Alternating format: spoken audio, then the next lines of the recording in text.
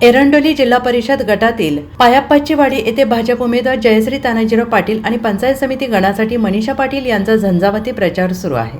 कमळ चिन्ह समोरील बटन दाबून मताधिक्याने विजय करण्याचे आवाहन तानाजी पाटील यांनी केलं आहे। पायाप्पाचीवाडी येथे भारतीय जनता पार्टीच्या वतीनं झंझावाती प्रचार दौरा पार पडला आणि या प्रचारात तानाजीराव पाटील यांनी पायाप्पाचीवाडी परिसरातील गावांमध्ये चांगलीच आघाडी घेतल्याचं चित्र स्पष्टपणे दिसून आलेलं आहे।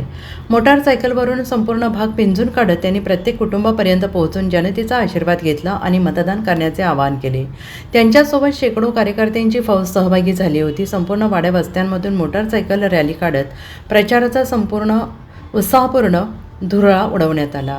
पायाप्पाचीवाडी यासारख्या छोट्या गावांमध्ये तानाजीराव पाटील यांनी प्रचार दौरा पूर्ण केला आणि या गटातून जयश्री तानाजीराव पाटील या जिल्हा परिषद निवडणुकीच्या रिंगणात असून पंचायत समिती गणासाठी मनीषा पाटील या उमेदवार आहेत। प्रचारादरम्यान बोलताना तानाजीराव पाटील यांनी मतदारांना कमळ चिन्हावरील बटन दाबून भाजपच्या उमेदवारांना विजयी करण्याचे आवाहन केलं। जनतेकडून या प्रचाराला उत्स्फूर्त प्रतिसाद लाभत असून भाजपच्या प्रचाराला मोठं बळ मिळत असल्याचं चित्र यावेळेस दिसून आलं आहे।